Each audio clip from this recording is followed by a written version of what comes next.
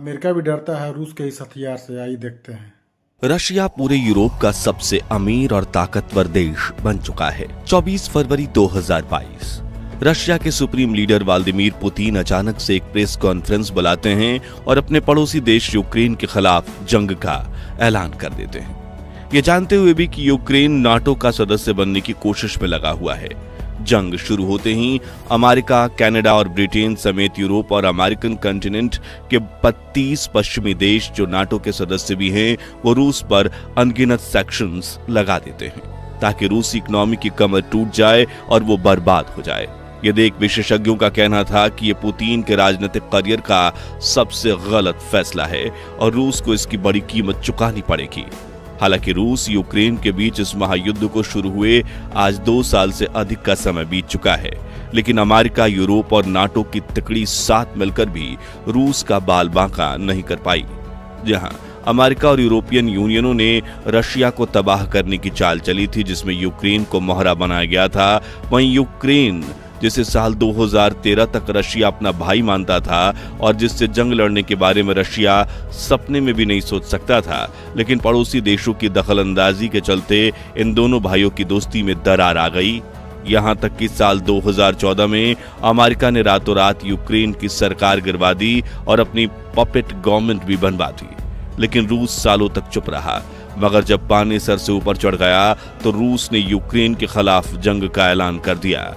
तब अमेरिका और European union को लगा था कि अब रूस का खेल खत्म हो जाएगा, लेकिन रूस की कमर तोड़ने की कोशिश में ना ही उनकी मिलिट्री ताकत कम आई और ना ही ग्लोबल लेवल पर लगे दर्जनों सैंक्शंस के लंबे लिस्ट, क्योंकि दुनिया के सबसे शक्तिशाली देश की 2024 की सूची में अमेरिका और चीन के बाद रूस तीसरे स्थान पर अपनी जगह बनाए रखा है।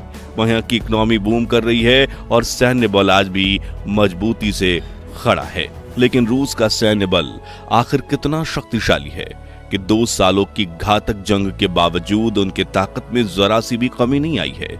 रूस के पास ऐसे कौन से हथियार हैं जिसने अमेरिका को भी डरा रखा है? आज के इस वीडियो में यही जानने की कोशिश करेंगे, लेकिन उससे पहले वीडियो को लाइक और चैनल को सब्सक्राइब जरूर कर लीजिए।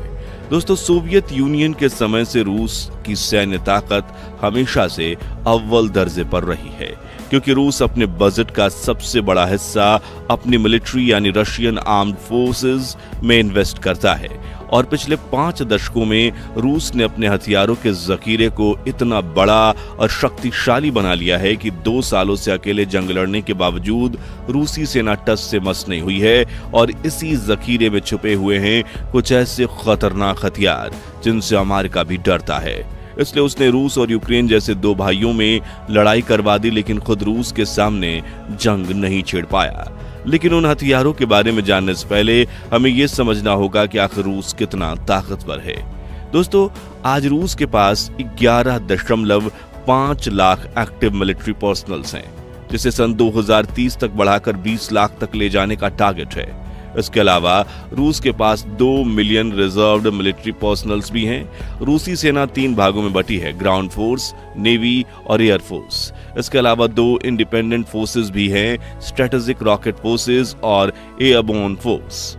वहीं रूस ने 2013 में स्पेशल ऑपरेशन फोर्सेस की जंगी टुकड़ी भी बनाई थी, जिसके सैनिक इतने घातक हैं कि अगर उन्हें कोई कॉन्ट्रैक्ट मिल जाए तो वो उस काम को पूरा किए बिना चैन से नहीं बैठते। सबसे पहले बात करें रूस की जमीनी सेना के हथियारों के जखीरे की, तो रूस के पास दुनिया के सबसे ज्यादा यानी करीब 6000 न्यूक्लियर हथियार हैं, जो सिर्फ 10 मिनट में पूरी दुनिया को तबाह करने की ताकत रखते हैं। और रूस के जिस न्यूक्लियर हथियार को देख अमेरिका भी पानी पानी हो जाता है, उसका नाम है जार एटम बॉम्ब। 70 के दशक में जब अमेरिका और सोवियत संघ के बीच कोल्ड वॉर चल रही थी, तभी साल 1961 में रूसी वैज्ञानिकों ने इस बम को बनाया था। इस विशाल काय परमाणु बम की कैपेसिटी 100 मेगा टन की है, जो कि अमेरिका के सबसे बड़े 25 मेगा टन के परमाणु बम से भी 4 गुना अधिक है। ये बम कितना ज्यादा शक्तिशाली है उसका अंदाजा आप इसी बात से लगा सकते हैं कि खुद रूसी वैज्ञानिक इसकी टेस्टिंग करने से डर गए थे। इसलिए अक्टूबर 1961 में उन्होंने आधी कैपेसिटी यानी 50 मेगाटन के जार परमाणु बम की टेस्टिंग की थी, और वो भी अमेरिका द्वारा हिरोशिमा पर गिराए गए एटम बम से 3800 गुना ज्यादा शक्तिशाली था। और जब ये ब्लास्ट हुआ तो धमाके की जगह 700 मील दूर घरों की खिड़कियां टूटकर बिखर गई थीं।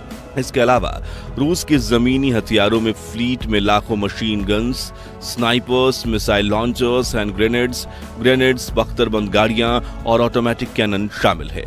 वहीं रूसी मिलिट्री के पास हजारों जंगी टैंक्स मौजूद हैं, जिसमें 800 362 tank, 5000 T-72 tanks, 3480 T-18 tanks और 600 T-90 टैंक्स शामिल हैं। वहीं रूसी सेना के बाद आर्टिफिशियल इंटेलिजेंस से लैस यूरान 9 और यूरान 14 जैसे बड़े जंगी वाहन भी हैं, जिन्हें रूसी सेना कंट्रोल रूम में बैठकर ऑपरेट कर सकती है। अब रूसी एयरफोर्स पर नजर डालें तो रशिया के पास इस वक्त 4800 जंगी एयरक्राफ्ट हैं, जिसमें 800 नौ fighter jet, 730 dedicated ground attack aircraft, 453 air transport, 145 special aircraft और 1547 हेलीकॉप्टर्स शामिल हैं। इसके अलावा रूस के पास मिग और सुखोई क्लास के सुपर एडवांस फाइटर जेट्स की बड़ी फ्लीट है, जो आर्टिफिशियल तकनीक से लैस हैं, और ये फाइटर जेट्स दुश्मन देशों के रडार में भी नहीं आते, यानी ये चुपके से दुश्मन देश में घुसकर बमों की बारिश कर सकते हैं। इसके अलावा रूसी एयरफोर्स के पास आसमान से हमला करने के लिए laser bomb, air to air missiles, air to surface missile, nuclear missiles और लॉन्ग रेंज बैलिस्टिक मिसाइल्स भी हैं, और ये सभी रूस के फाइटर जेट्स पर फिट हो जाती हैं, जिनमें से अमेरिका, नाटो और यूरोपियन यूनियन के पसीने छुड़ाने वाला हथियार है किंजल हाइपरसोनिक मिसाइल, जो आवाज की गति से भी 5 गुना तेज यानी 6000 किलोमीटर प्रति सेकंड की रफ्तार से हमला कर सकती है। इसकी रेंज 2000 किलोमीटर है। किंजल मिसाइल विस्फोट से तबाही तो मचती है, इसके अलावा ये 500 किलो टन का परमाणु बम भी गिरा सकती है, जो कि हिरोशिमा पर गिराए गए परमाणु बम से 33 गुना ज्यादा शक्तिशाली है। रूसी एयरफोर्स ने अपने मियोकान MiG-31 फाइटर पर इस मिसाइल को माउंट करके रखा है, जो इसे लेकर तेज रफ्तार से दुश्मन के इलाके में घुस सकता है और मिसाइल फेंक कर पलक झपकते ही वापस लौट सकता है। कुल मिलाकर रूस की एयरफोर्स का मुकाबला करना अमेरिका और नाटो के लिए टेढ़ी खीर साबित हो सकता है। आखिर में रूसी नेवी फोर्स की ताकत पर नजर डालें तो इस वक्त रशिया के पास 1,60,000 एक्टिव नेवी ऑफिसर्स के साथ 307 जंगी जहाज हैं। साथ ही रूसी नेवी के बेड़े में 5 destroyer, 11 frigate, 85 corvette, 64 submarine, 55 petrol vehicles और 48 माइन वारफेयर शिप्स मौजूद हैं। हालांकि रूस की नेवी फ्लीट के 2 ताकतवर वाहनों से अमेरिका और यूरोप तो छोड़िए, चीन भी खौफ खाता है। पहला है ब्लोगोरोड न्यूक्लियर सबमरीन, जो दुनिया की सबसे लंबी पनडुब्बी है। 604 फीट लंबी ब्लोरोड सबमरीन में रूस ने न्यूक्लियर बम से लैस 6 टारपीडो लगाए हैं। कहा जाता है कि ये टारपीडो अपने साथ 2 मेगाटन परमाणु विस्फोटक ले जाने में सक्षम है, जिनकी क्षमता हिरोशिमा में फटे परमाणु बम से 130 गुना ज्यादा है। वहीं इसमें लगे पेसेडोन और केन्योन नाम के 79 फीट लंबे टारपीडो का अगर कभी इस्तेमाल किया गया तो रेडियो एक्टिव सुनामी आ सकती है, जिससे समंदर में 300 फीट ऊंची लहरें उठ सकती हैं, जो तटीय शहर को चुटकियों में तबाह कर सकती है। इस सबमरीन को बनाने में रूस को 47 सालों का समय लगा था, जिसके बाद 3 साल टेस्टिंग की गई और 2022 में यूक्रेन के साथ जंग शुरू होने के ठीक पहले रूस ने इसे अपने नेवी फ्लीट में शामिल कर दिया और समंदर में उतार दिया। इसके अलावा रूस के पास दुनिया की सबसे बड़ी सबमरीन फ्लीट मौजूद है, जिसमें 3 अकूला क्लास न्यूक्लियर सबमरीन है, 22 एडवांस क्लास असॉल्ट सबमरीन है और 12 बैलिस्टिक सबमरीन है। दूसरा है एडमिरल कुजनेत्सोव एयरक्राफ्ट करियर। समंदर पर तैरने वाले इस हवाई अड्डे का वजन लगभग 40,000 टन है और यह एक बार में 40 प्लेन्स को ले जाने की क्षमता रखता है। यह करियर पिछले 35 से 40 सालों से रूसी नेवी की शान बना हुआ है और इसमें लड़ाकू जहाजों के साथ हजारों सैनिक भी 24 घंटे 365 दिन मौजूद रहते हैं, जिन्हें रूस कभी भी लड़ाई के लिए भेज सकता है। इसलिए रूस की नेवी फ्लीट को दुनिया का सबसे घातक नेवी का दर्जा दिया गया है।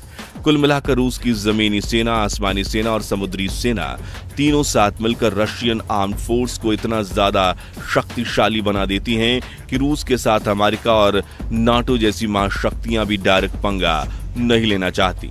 वहीं अपने खनिज, पेट्रोलियम प्रोडक्ट्स और गेहूं जैसे जरूरी प्रोडक्ट्स की बदौलत रूस आर्थिक रूप से भी जंग के मैदान में काफी मजबूत होता जा रहा है। तो दोस्तों, अब तो आपको यकीन हो गया होगा कि आखिर क्यों अमेरिका, यूरोपियन यूनियन और नाटो भी रूस और उसकी सेना के नाम पर ही खौफ खाते हैं और रूस के सामने फ्रंट पर आकर लड़ाई करने से दूर भागते हैं। तो रूस यूक्रेन की जंग में इन विदेशी देशों की क्या भूमिका है? अपनी राय दीजिए, कमेंट्स में बताइए, लाइक कीजिए और सब्सक्राइब कीजिए चैनल को नया नया खबर जानने के लिए। जय हिंद, जय भारत।